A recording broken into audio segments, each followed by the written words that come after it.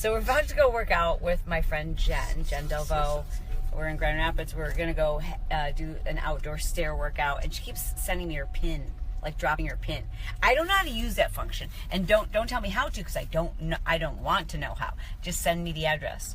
Send me the address. When people drop a pin on where they are, it never works, never.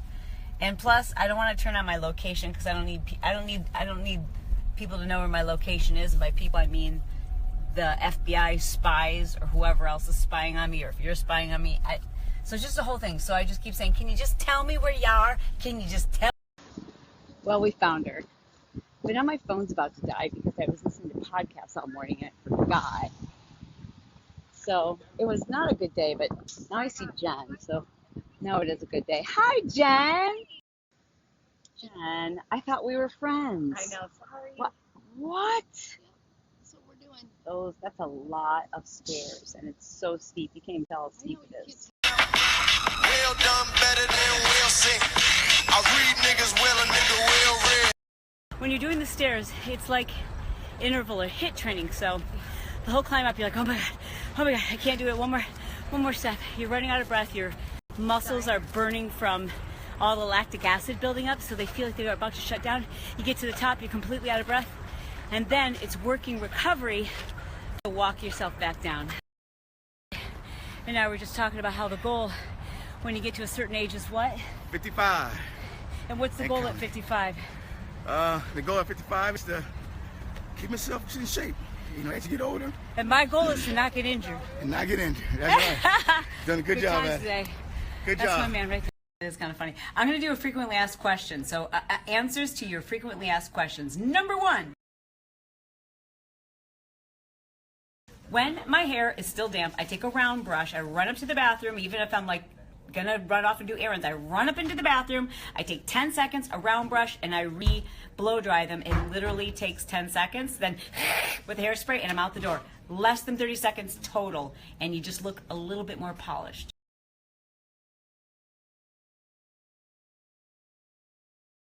I met my husband at a bar, at a dance club at Michigan State. He had just transferred there from UCLA. He was a quarterback at UCLA, transferred to Michigan State.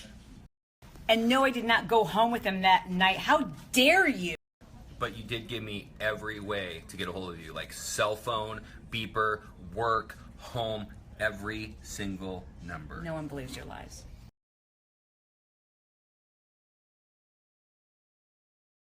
Not very often. 2 reasons. Number 1, I like to chew, so I don't normally feel satisfied from a shake. Even if I feel full, I don't feel satisfied. And also because when I drink a cold shake, I have to do it in front of a space heater, and I can't get warm for days. So not very often, but when I do, when I'm in a pinch, my go-to is vegan Shakeology. Anything that I do it in cycles, in phases, if you will. So I'll go a period of time where I'm eating more animal protein, and then a period of time where I'm eating primarily plant-based. I'm not vegan, although I love to eat at vegan restaurants. I love vegan recipes. Our daughter is vegan, so she's introduced me to so many foods I would have never eaten and taught me. I mean, there's so many things I look forward to now that before, I love food more now because of the plant-based diet that she eats. And so no, I'm not vegan, but I do tend to eat that way. And if I'm going to eat animal proteins, I've got to know where it came from. So I rarely will eat that out unless I know it's grass finished and humanely treated. I'm so sorry. I know my shoes squeak. They squeak because I wear custom-made orthotics. And I know all the tricks about putting baby powder in them, and there's a bunch of other tricks you can do, but I changed my shoes with my outfit. So I'm not gonna, it's just like 5 extra minutes that I'm not gonna spend. If you don't like the squeaks, you can tap on by, otherwise just ignore it. My orthotics and some pressure point exercises that I do almost every single day have prevented me from having plantar fasciitis in, I don't know, like a decade. I haven't had it in a decade, and I never want to get it again. So I wear my orthotics religiously. One's a little tougher to answer, and that's because as a trainer, you don't just go to Beachbody and say, well, hey, by the way, I'd like to do a workout now. Like, first of all, you have to wait until it fits with their rotation, what they're promoting, what their objectives are, what other programs they have coming out with other trainers. So you have to wait until the timing is right for them. And then when the timing's right for them, if you have your own business, which we do, and we do a ton of filming, a lot of product development, you got to, if those two things don't match up, then it doesn't work, and you got to wait for your time to come back around. So it's really kind of complicated, but I just believe God has a plan, and if it's meant to be, the timing will be right for both of us.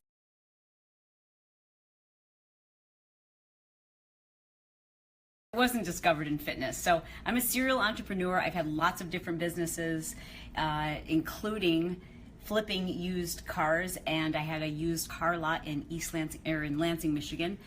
So I really understood business. I developed a business that my husband soon joined me in after we got married. This is like 20 some years ago. And what we did was we certified fitness instructors for health clubs, and then we created an apparel line, and then we created motivational camps. And all of this happened for probably, I don't know, 8 or 9 years before we started getting contacted or recruited by companies that were doing fitness infomercials like Tybo, etc. Well, our program had already reached, well, I mean, we were in like every state in probably 20 different countries. So we had all these amazing testimonials of people that were doing my workout program called Turbo Kick and Hip Hop Hustle and PIO. So we were able to go to these companies when they were recruiting us and show them these amazing before and afters. And we basically, at that point, were able to decide which infomercial company we wanted to partner with to take a program that we had created for health clubs and develop it for consumers. Things are just a lot different today. I think a lot of the people that you know from fitness infomercials or who maybe are quote unquote fitness famous, I think today people do get discovered. For us, it was building successful businesses and building a tribe and building a loyal following that allowed us to go to different companies and say, who's the right partner for us? We later sold those companies to our partner at the time, which was Beachbody. So I signed with Beachbody as a fitness celebrity with them, like I think in 2004. I know, long time ago, huh? And then we sold our companies to them 5 or 6 years ago. 6 years ago? Yeah, almost 7 years ago. Wow.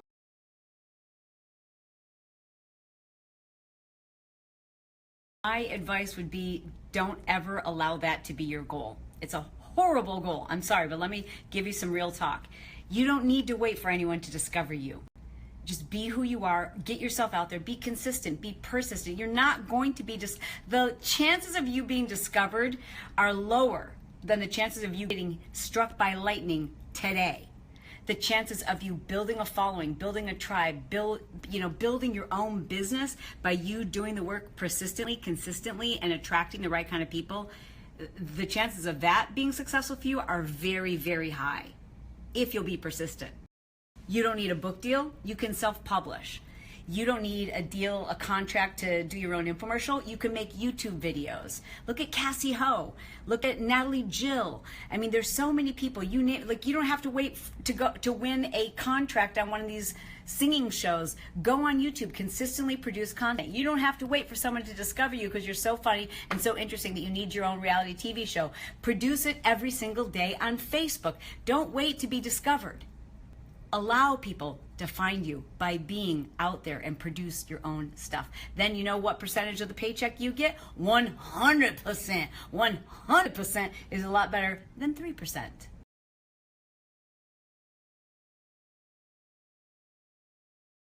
Happiness first. I am happy 99.9% of the time because of what I select to look at, what I choose to think about, the people I decide to spend time with, the people who I select to work with me, the things that I decide to do each day that bring me happiness and bring me joy, and the things I decide not to do because maybe they stroke my ego, but they're going to be stressful and hard and not bring me happiness. So it's joy. It's choosing to be grateful. It's choosing to focus on things that will lift me up and not looking at, because there's negative in everybody's life, including mine, but I choose not to give it any power.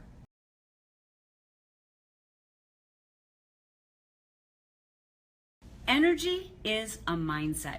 People who are tired and say that they're tired and say I'm low on energy will be lower in energy. Do you not get that? Tell yourself right now, I've got so much energy, I could do anything, I feel like working out. And it's crazy how your brain will send that message to your body and you'll have energy. And then when you do move, energy begets energy. A body in motion stays in motion. If you don't have energy to exercise, just do it anyways and check out what will happen. You'll get energy. You know, and then here's the other thing about energy. Nothing zaps your energy or drains your energy like anything negative and emotional. So choose not to allow those things into your life. And if you have no choice because the people who you're married to or the people that are, you know, you're related to, well, then choose to focus on the positive stuff, because by you focusing on all the negative, you are draining yourself of energy, and you need that if you're going to turn things around. That's it for now. I'll answer more questions if you have them, but if you want to ask me a question, you need to leave it for me on Instagram. So either under my last photo or my last video, I post a lot of videos on Instagram.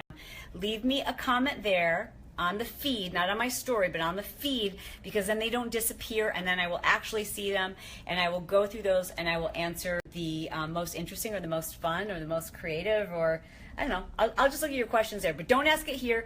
Go to Instagram and just post it under my last post. Your question. I am at Chalene Johnson. So I just got a bunch of follow-up questions, people asking, so how do you get a following on social media? How do you make money in social media? How do you build something yourself in social media? And I've got a great resource for you. I'm not even joking. Social Media Moneymakers. It's my son Brock Johnson's podcast. He's basically giving away the best tips, the best, like he's done it in a very, very short period of time. I think hearing it about how to do it from someone like me who's been at it for 20 years, sometimes that can be discouraging.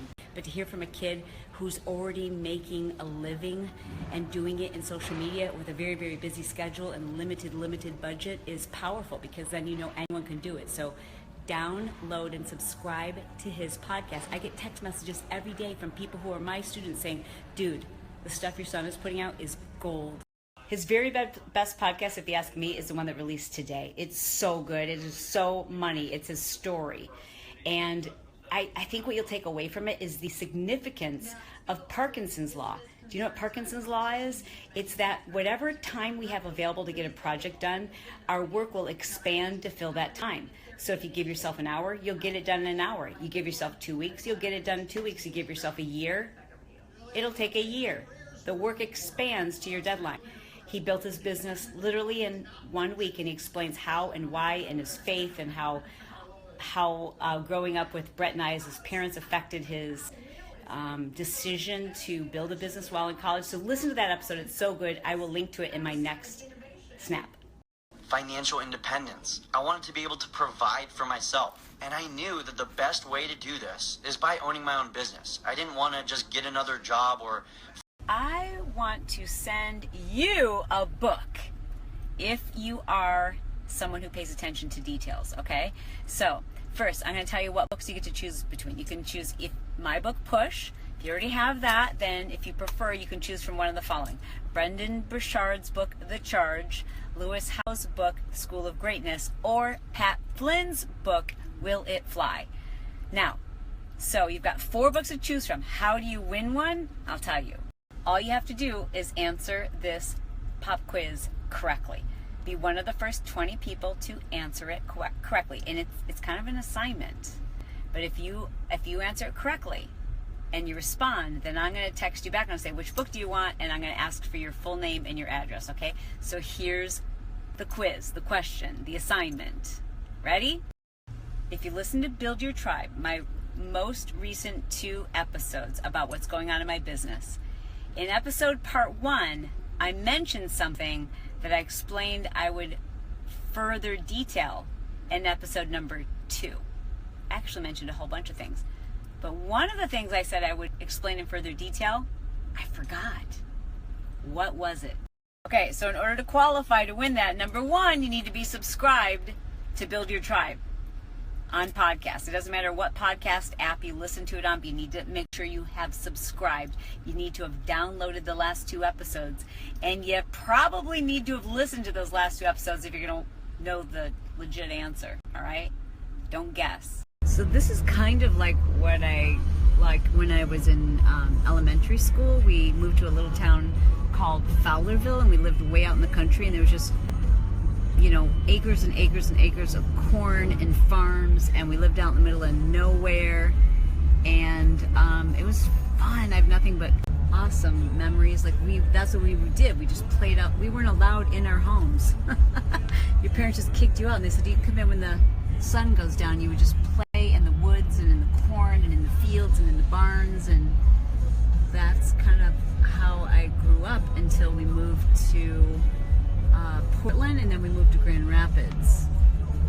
But this brings back a lot of memories. So this is Mom and Dad's place here in Michigan. We have to listen to country music when we're here. It's just the way it's got to be. Well, the tent and chairs and tables are already set up. Nice. This is for their 50th wedding anniversary. Oh, Dad.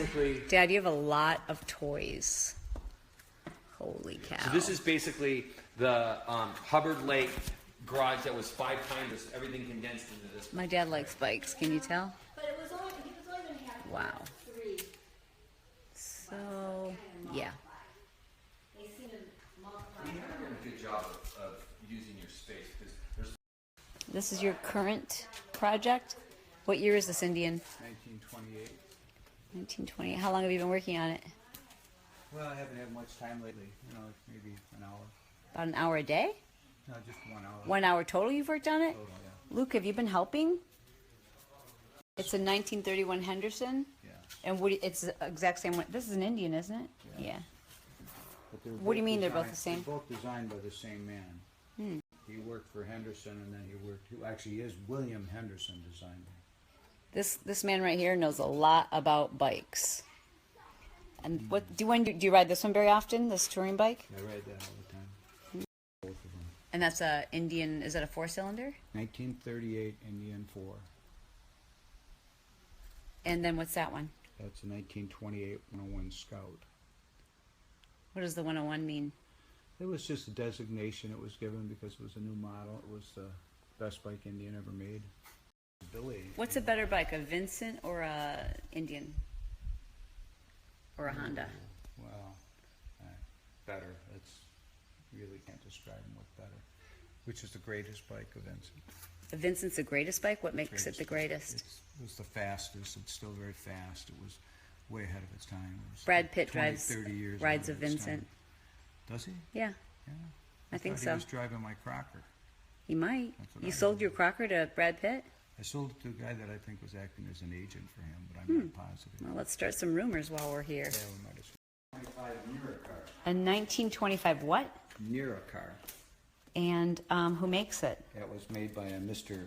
Neracher. Was it used in the New war? York. In 1925, they made it in New York. Was it used in the wars? In the wars? No. Yeah. Oh, it just maybe it looks like it's been through a war. It looks like it's been through the war. It's very unusual. It has hub center steering like an automobile. And has incredibly good handling. Like 5 or 10 miles per hour, you can ride it no-handed. That's my dad racing in his football jersey, number 67. See, this is, I get this from my dad. Everything has to be labeled. Everything has a place. Everything has a home. It might look disorganized to someone else, but Dad, you know where everything is, don't you? Yeah, everything. Like, look at how nice their garage is. You know, that's one thing I've learned from my mom is she just, everything's nice. Like the floor is nice. Like it looks organized, and even their garage is decorated. They're the cutest thing. Just a little tour of Mom and Dad's home here. And I didn't grow up here. They've moved a couple of times, but this is just so cute. She always decorates with red, always with red and antiques.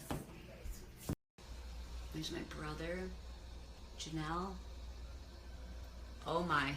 Way too much information, but my mom made my dad build his own toilet. That's hers over there. And then she made him build his own because she says he sits on it too long.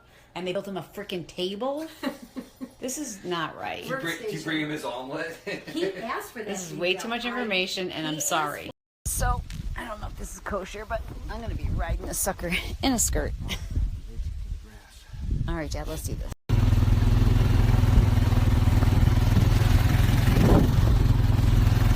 Off to dinner, a place called Tara's that Jen and her husband Darren are going to meet us at. For those of you who submitted your answers to the pop quiz to win one of the 20 books I'm giving away, all winners have been notified. Congratulations and good job. Good job, number 1, for listening to both podcasts. Number 2, for watching my snaps in real time, because early bird gets a worm.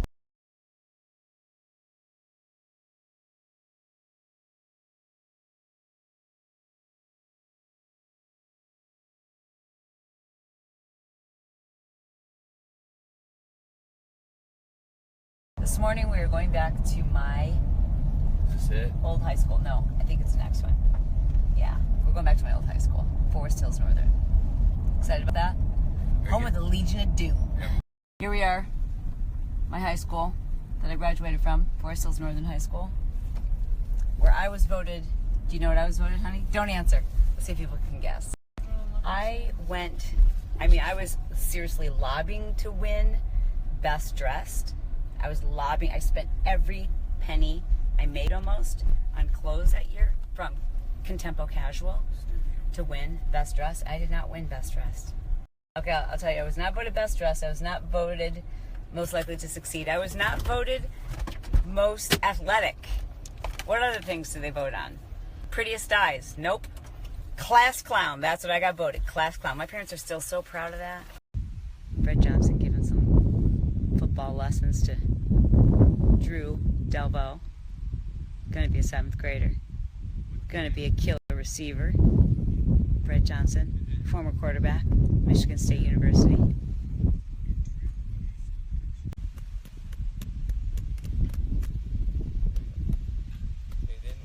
About to do? Okay.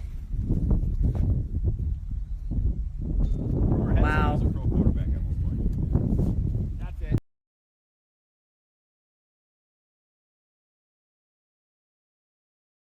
Jen Delvo, what is your number 1 tip to get yourself up and motivated to work out when you just do not feel it?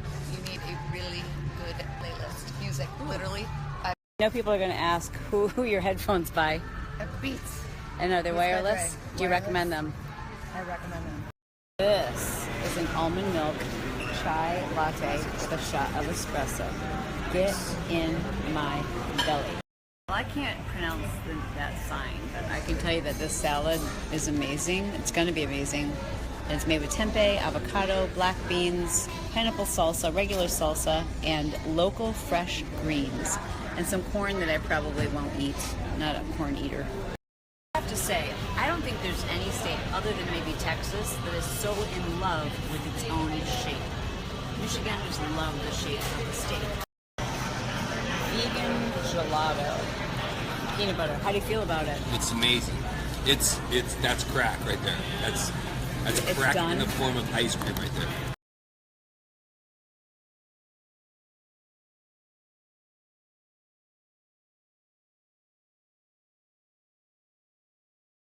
So this is the surprise that my dad got my mom for their 50th wedding anniversary.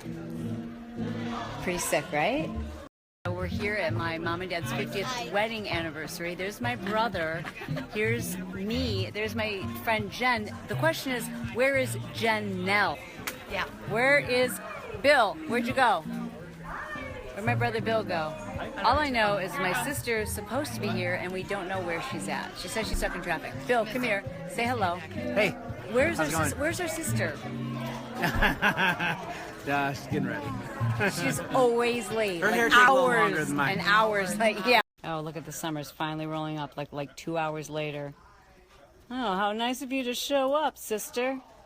How nice of you to show up. It's a good-looking family. When I asked my mom and dad if they had a plan B if it were to rain, they said, no, it won't rain. Oh my God. Oh, that's good. That's cool. That's a good one. The grandkid. This is number 3. This is number 3. So this morning, I talked to my friend Jen and my sister Janelle. They were like, should we do a HIIT workout? I'm like, no, let's do Pio. I'll teach you guys Pio live. And they're like, well, where will we do it? And I said, I have an idea. I think I found the perfect spot. And no, it's not that little island. It's this bridge. Bluetooth speaker, a girl who teaches P.S I. What else do you need? Jen and I sitting here waiting For Janelle.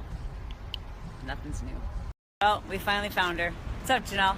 Hi. Am I late? Are you looking for me? No, you're not late. Never. Never. And so now we're going to do some P.S I. down here on the, they call it the Blue Bridge. So we just did, was that fun, ladies? So fun. Killer. Did you like it, John? Nice. So we did P.S I. on the Blue Bridge. In the background, see, it was beautiful. There's like nobody there too. It's like Sunday morning. So we did P.S I. on the bridge. Hey, thanks a lot for not showing up. We told you we were going to be there. There were crowds and crowds of people going crazy. No, actually no one, just us three. And it was amazing. So we filmed it, and I'll post it up like on Facebook or one of the socials later today. I hate about flying, sitting for hours. Our bodies weren't built to be in that position. It's very uncomfortable. It's very unhealthy. But it is a luxury. In case you're watching my snaps, I'd like to say gang gang. I need to ask for the opinion of my Snapchat family. So here's the deal. People walk up to me sometimes and they'll be like, hi, Chalene. You know, and then they they say, I recognize you or whatever. It doesn't happen, like, trust me, it doesn't happen that often. But like when it does happen, I usually see that they have their phone out. And I asked my family today, I think people are being polite because they have their phone out and they usually don't say like, hey, can I get a photo? Usually people don't say that unless I'm in a really busy, crowded group of people and I'm late, and then people say, can I get a photo? But usually, I mean, I'm pleased and happy to oblige and take a photo. But a lot of times people are very polite and they don't ask, and I think they're just being polite. So what I was saying is, should I say like, hey, did you want to get a photo? Because I feel very awkward saying that, because what if they're like, because this happened one time. One time I said, hey, did you want to get a photo? And they're like, no, that's okay. And then I felt like an idiot. And Cardi B. About the photo thing? Yeah. I think if the people have enough confidence, they should just ask you for a photo. Like, don't. But what if they're just trying to be polite? It's not a confidence thing. They're just trying to be polite. Just ask for a photo. I mean, like. But then shouldn't I just say like, hey, did you want to get a photo? Or I mean, I feel like that's the right. I'm gonna let you guys decide. Thank you for your opinions. I've got an answer because I got some really smart people in my Snap family, and y'all said if the person says your name right and they say I'm a fan and they're nice and I've got time and they've got their phone out, well, of course, offer to take a photo. That's what a lot of people do. They walk up and they'll go and they give me a smirk and they're like, Chalene. And then, I mean, they're saying that like, is that a question? Is it a statement? Are you asking me to confirm that that's my name? Because they don't say anything else. They just go, Chalene. And then, like, I really can't confirm that that's my name because that's not my name. The reason why this whole picture rumor got started is because my lifers know that I did a podcast where I talked about how awkward it is when I'm at like a Beachbody event, or like a big event where there's like a lot of people, and people are all pulling out their cell phones, and everyone's cell phones are always like have no memory left, and then they want to ask someone else to take the photo. Anyways, it takes like 10 minutes per photo, and then meanwhile people really they're just like shoving their phones like in your face. And one time, this is a true story, I was in a crowd and people were like all, you know, it wasn't like trust me, it's not like I get recognized, except that like when we go to these events and everyone's expecting to see you there, then yeah, that it happens there. But anyways, there's this big crowd of people and everyone's getting really aggressive, and it was at night and it was a cocktail party and people were kind of drunk. I was in this big group and it was fun at first. Like everyone's kind of, you know, like there's a bunch of trainers there, Beachbody trainers, and they're all like, you know, everyone's like screaming, trying to get photos with them. Well, some lady behind me really wanted a photo. So she started, I had my hair up in a ponytail, she started yanking my head backwards, like pulling my hair, like harder than my hair has been pulled in a girl fight. And you know I'm from Detroit, so you know I've been in a girl fight. Something to say, sir? Yeah, the Detroit thing's getting played. What are you talking about? I mean, you were in Detroit for like a gang, minute. Gang! You were in Detroit for like a minute. I was there. I had to survive the mean streets, honey. I was born in Detroit, and I had to survive 3 years of my childhood on the mean streets of Detroit. I mean, gangs form early. You couldn't even wipe your own ass when you lived in Detroit. You zip it. The bottom line is I don't get recognized, I mean, like maybe once a day if I'm out. And I'm happy to take a photo because then I always feel like, oh, this is so nice. It's when you're in a big group of people who really, I don't know how to explain it. Like, you know, they're just like 50 people like shoving their phones in your face and pulling your hair. That ain't cute.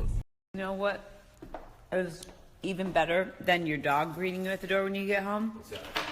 Amazon greeting you at the door. This is how I take care of my family, honey. It's for the family.